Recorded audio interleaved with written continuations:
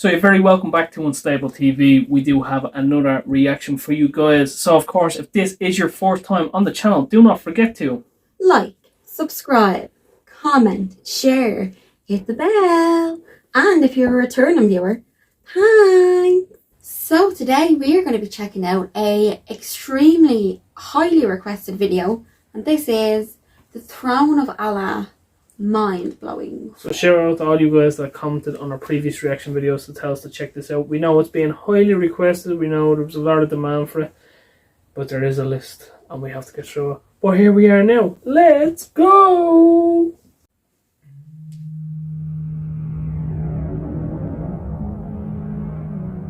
Like Lord of the Rings, isn't it? Yeah. Yeah, that's that type of animation. Put the subtitles on just in case.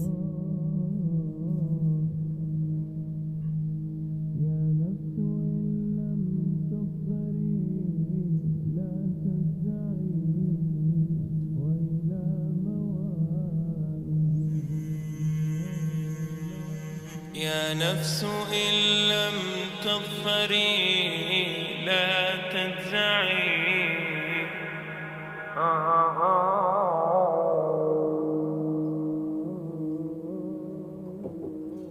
All the praise is for Allah, who is the author of all existence and the most generous to his creation, while he is also the all-compelling. He is the only one worthy of our worship, having no partners, no associates, no sons, no daughters, no one whom he must consult, and no one or anything which has any comparison with him. All the praise is for Allah, who is the King of all who claim sovereignty, the only one who has the right to legislate for his creatures. He is the giver of life. He is the causer of death, while death has no effect upon him, because he is the ever-living, the self-subsisting, the eternal and the only absolute. All the praise is for Allah, who has power over all things, and there is in reality no power and no strength, no influence to cause benefit or detriment except through him. It is he who created this complex world, the seen and the unseen, the evident and the speculative, the earth and all that is on it, and everything that is in it. It is he who sent his messengers and prophets, alayhimus salam, with the common message of strict monotheism, which simply means that there's absolutely no one worthy of worship, no one worthy of our obedience, except the Almighty, the One, the Absolute, and who has no partners. The earlier messages, which... That's a bit of a scary thought all the time, isn't it? One person came down and said, it's just me, that's it, no one else. It is me. Don't listen to anybody else except for me. Yeah, it's a bit frightening. There's like no attachment whatsoever, and he's just the divine one. Now, I'm not just speaking for Islam religion, I'm speaking for all religions. Yeah. Because all religions... Well, most religions are the one God and that's it. But I've never heard it being put like that, have you? No. And it is actually a little bit scary when you put it like that. Yeah. Because it's like one person and that's it. And if they don't like it, that's it. Obviously, there's more to it than that. But...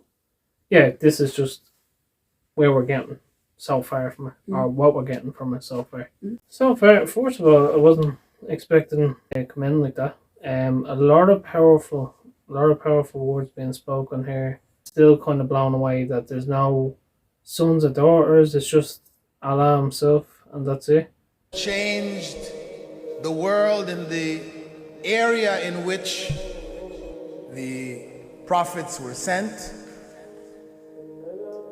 Those messages we know have changed, and even the prophets who brought them, their names are now lost. We just know in general, because Allah told us in the Quran, وَلَقَدْ بَعَثْنَا فِي كُلِّ أُمَّةٍ رَسُولًا أَنْ يَعْبُدُوا اللَّهَ وَاجْتَنِبُوا الطَّاغُوتَ.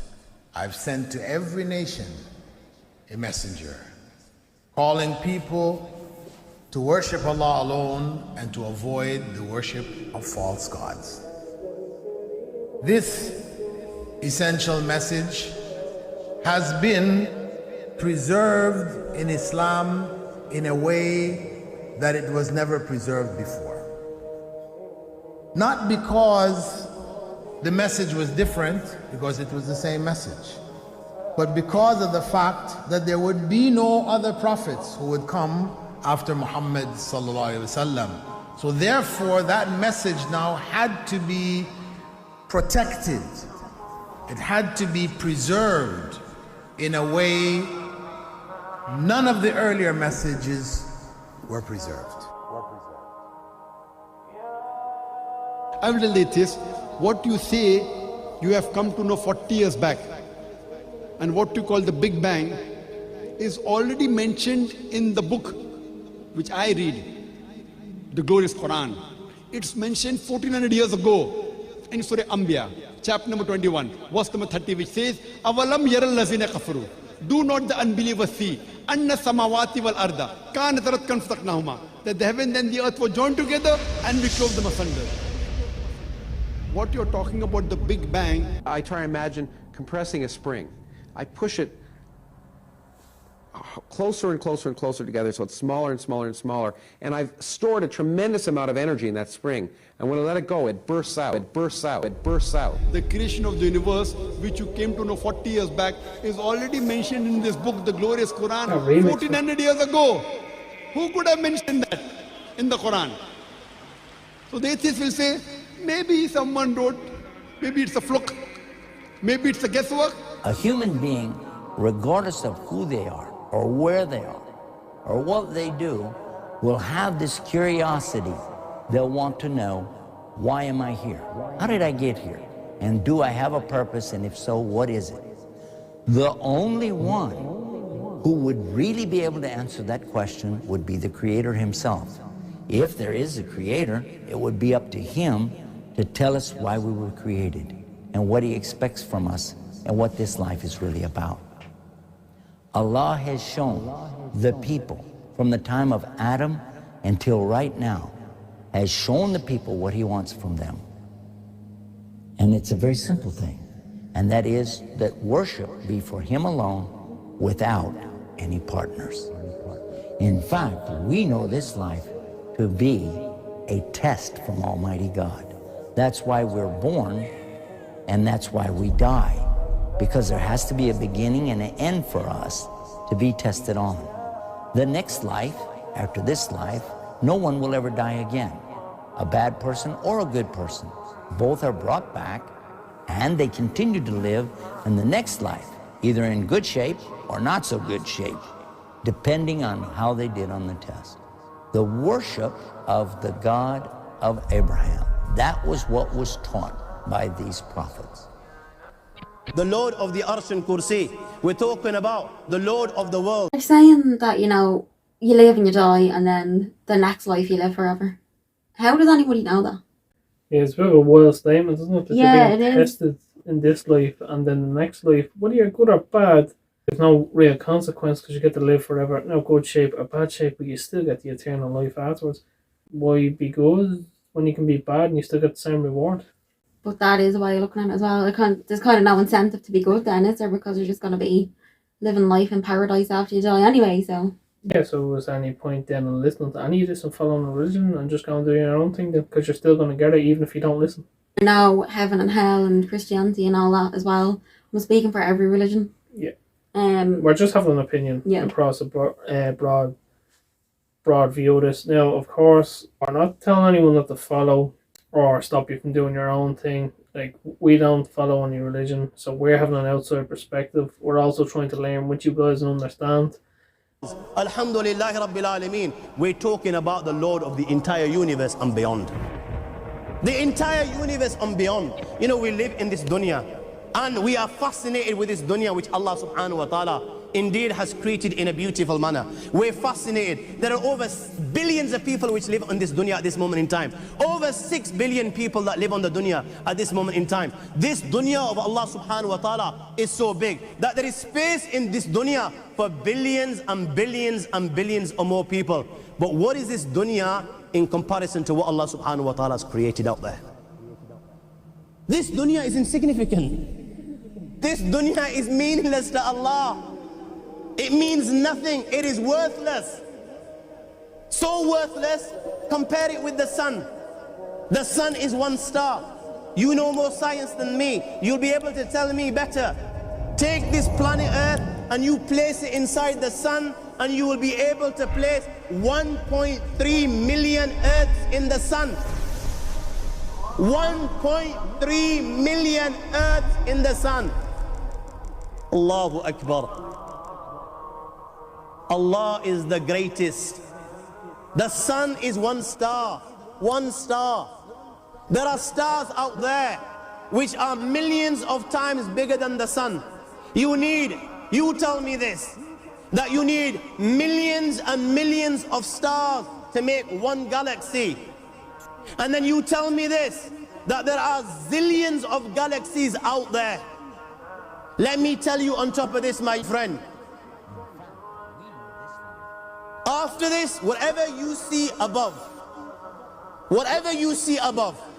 when you raise your head and you look above, whatever you see above, the zillions and zillions and zillions of galaxies, let me tell you, this is everything there is within the first heaven. Everything there is within the first heaven, and Allah is the creator of 7 heavens. 7 heavens. And the distance between the first heaven and the second heaven is 500 years. You know the distance that can be covered in 500 years? At what speed? Only Allah knows. Only Allah knows. But it will take 500 years to get from the first heaven to the second heaven. 500 years from the second to the third, third to the fourth, fourth to the fifth, fifth to the sixth, sixth to the seventh. Every time it will take 500 years. After the 7 heavens, Just cool. Just crying over. You must be going through وَسِعَ كُرْسِيُّهُ السَّمَاوَاتِ وَالْأَرْضِ. You all read the Ayatul Kursi. You all know the Ayatul Kursi. After this, you have the Kursi of Allah. You have the chair of Allah subhanahu wa ta'ala. You know these 7 heavens that we've just talked about? Yeah. In comparison to the Kursi of Allah, they're non-existent. What? They're meaningless. I don't Rasulullah ﷺ has given an example in a hadith just to give us a little bit of understanding with regards to the 7 heavens in comparison to the Kursi of Allah.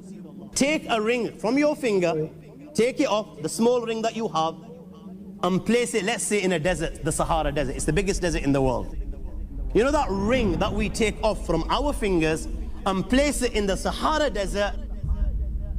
What comparison is in between the ring and the Sahara Desert? Nothing. Nothing. The 7 heavens is the ring, and the Kursi of Allah is the Sahara Desert. What? After the Kursi of Allah, you have the Arsh of Allah. وَكَانَ أَرْشُهُ عَلَى الْمَاءِ. You have the Arsh of Allah. Again, Rasulullah has explained, so just so that we can understand. Take the ring, place it in the desert. This time, the ring is the Kursi and the Arsh is the desert. What is the Kursi in comparison to the Arsh of Allah? Nothing. Then you have angels which carry the Arsh of Allah. Their heads are in the 7th heaven and their feet are in the lowest earth. My friends, then you have the Lord of the Earth and Kursi.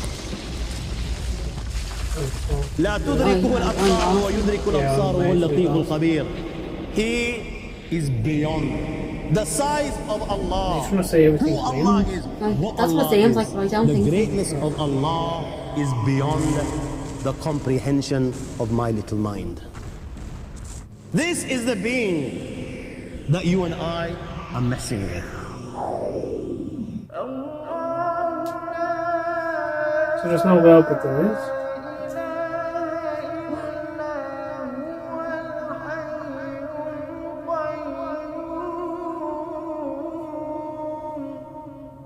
I'm very lost here. You know, someone.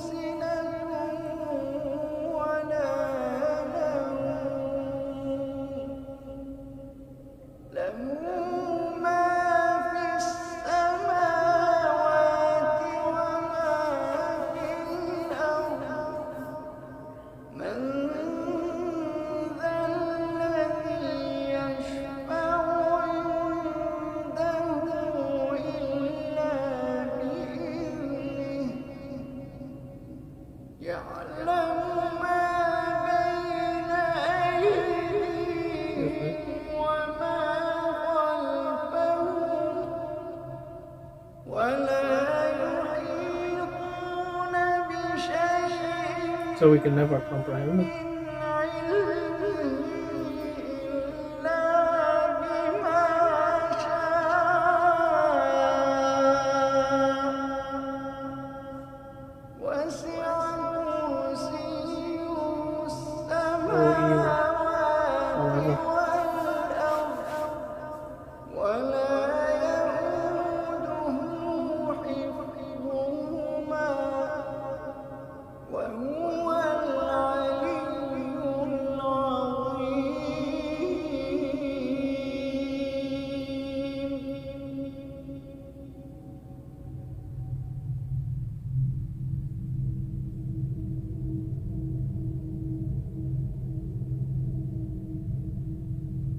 So first off, a very big shout out to the original content creator. To make sure you check them out, give them a like, subscribe and share and all that good YouTube stuff. Of course, shout out to everyone involved on the project. Well put together, well orchestrated. Thank you everyone as well for the demand for telling us to check this out. Yes, very mind-opening, very mind-blowing stuff. Still a lot to be discovered. The meaningless with the ring in the desert and Allah will never comprehend it. I'm still a bit lost on that. I probably will be for a while. I'll have to look more into that. What did you think of that, Danielle? I got a bit confused with the heavens part though. That was a bit, I didn't quite understand what he was trying to say and where he was going with that. Yeah. So if you can give us more information about that just in the comments below, do let us know, because I just got completely confused. Allah is obviously all powerful. There's no one that can match him, comprehend him. He's the earth, and he's up in the universe, and he's the earth as well. It's all his. And no one comes close, nor can they like pass him on anything, but yet we can't comprehend them, and everything is here but it's meaningless at the same time. Kind of worrying. If I'm picking that up right, I could not be. Let me know in the comments what you guys think. Yeah, it was a good video. It was put together, and the people that were talking in it were very, very passionate about it, which is, yeah, I think that's nice to hear. A lot of passion. They have a lot of passion for what they believe in, and that's great to hear that. The passion and the fire behind what they were saying, beautiful to hear. Of course, guys, let us know your thoughts on this. If there's anything else you want us to check out, and that has been our 2 cents, and we'll chop ourselves out of this.